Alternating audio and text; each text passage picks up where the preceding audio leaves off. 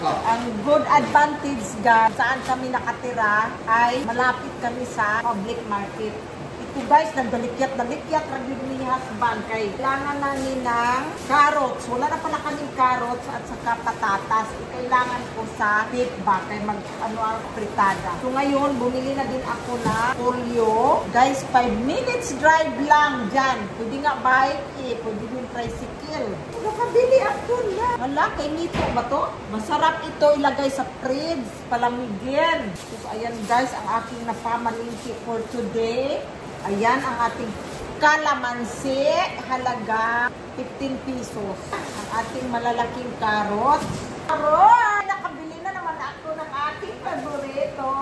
Ang paborito na pruta, ang lansones. Tinikman ko siya bago ko siya binili. Sabi ko sa nagmamaritis pa sila doon. Sabi ko, pwede bang matikman bago ako bibili? Lakay, ang kanyang katabi, nagbayad daw ng piki na pira. 1,000 pa naman. Yup.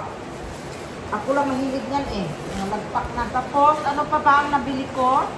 Pipino pala, kasi si husband, pabili siya ng pipino. Pwede kasi ito ilahok sa kanya. Pag nag-sandwich siya, sa-sandwich lang siya sa pagtanghalian. Lahok ka ng kamatis, masarap na, may gulay-gulay, diba? Bumili na rin ako ng pantortang talong kasi yung talong ko, namumulaklak pa lang. Hindi pa talaga siya, finally guys, may natuloy na talaga kasi namatay yung iba kong talong sa totoo lang.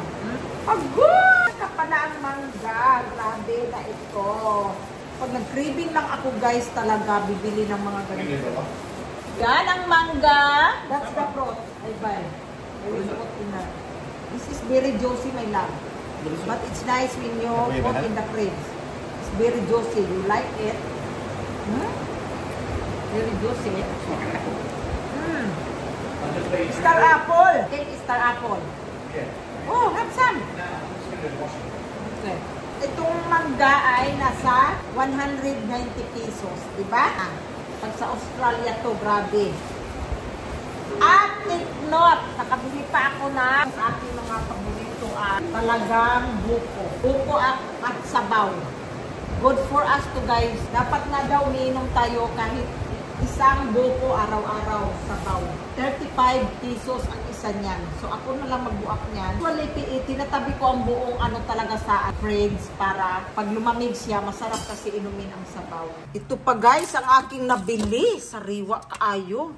Masarap siguro to sabawin guys. Magsabaw ako. Lagyan ko ng talbos ng kamote, no? Sasabawin ko to siya kasi mas masarap ang sabaw. Tapos bumili din ako nitong galunggong pang prito. Nagustuhan din to ni husband. Gustong gusto niya ang lasa ng lalo na pa crunchy yung mo pag prito mo. Ayan, bukas naman to kasi magluluto ako na beef caldereta or beef apritada. Parehas lang yan siguro. Ayan ang aking gagawin ngayon guys sa araw na ito. Busy na naman ang iyong Inday Bisacol.